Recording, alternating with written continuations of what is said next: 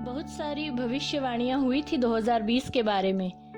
हम स्कूल जाते थे और सुनते थे कभी अपने दोस्तों से तो कभी न्यूज़ में कि 2020 में प्रलय आएगी और ये सारी पृथ्वी नष्ट हो जाएगी। कल्पना करते थे कि या तो चारों तरफ पानी ही पानी होगा या आग ही आग, या फिर बहुत बड़ा भूचाल आएगा, धरती कांप उठेगी और हम सब धरती माँ की गोद में ठीक वैसे ही समा जाएंगे जैसे रामायण में सीता को समाते देखा था।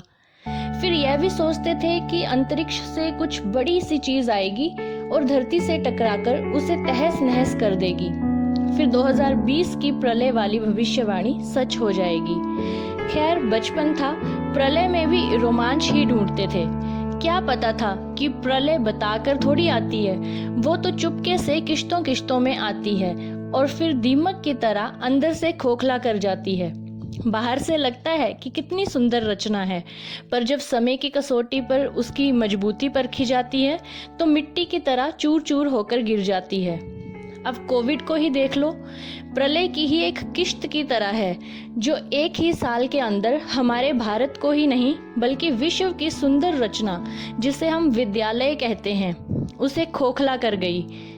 ये वो प्रलय है जिसने ना सिर्फ बच्चों को उनके स्कूल से दूर किया, ना सिर्फ उन्हें उनके गुरुजनों के सानिध्य से वंचित किया, ना सिर्फ उनसे उनकी प्यारी किताबें छीनी, बल्कि उनके सभी उन सपनों को चकनाचूर कर दिया जिनसे देश का भविष्य तय होना था।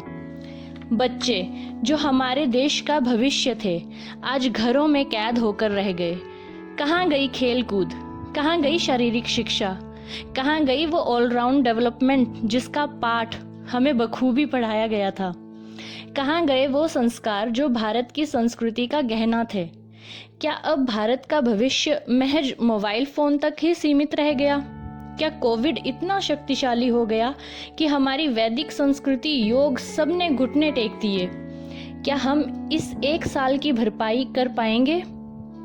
ऐसा लगता है इस एक साल का घाटा हमारी 7 पीढ़ियों पर बहुत भारी पड़ने वाला है, क्योंकि देश का भविष्य तो प्रमोशन की भेंट चढ़ गया। वो गुरु जो देश का भविष्य बनाते थे आज असहाय महसूस कर रहे हैं। जो देश के भविष्य को फलता फूलता देखना चाहते थे आज खुद उन्हें प्रमोशन का मीठा जहर पिला रहे हैं। ये कैसी विडंबना है। क्या भविष्य के बच्चों को पता भी होगा कि विद्यालय होता क्या है? गुरु से बढ़कर कोई नहीं, या किताबें ही हमारी सच्ची साथी हैं? क्या खेल कूद के महत्व को वो दोबारा समझ पाएंगे? युग बदलते हैं माना, पर सदियां लगती थी उसमें। एक ही साल में एक युग का बदलाव आ जाएगा, किसने सोचा था? ये बच्चे जो एक साल में इतना बदल जाएंगे, इतना बड़ा जनरेशन गैप आएगा कि हम देश के भविष्य को अपने हाथों से फिसलता हुआ देखेंगे। फिर कभी जब प्रलय की एक और किश्त आएगी तो क्या यह नया भविष्य प्रलय के उस नए रूप का सामना करने में सक्षम होगा, या सामना करने की बजाय खुद एक प्रलय बन जाएगा? सोचने की बात है।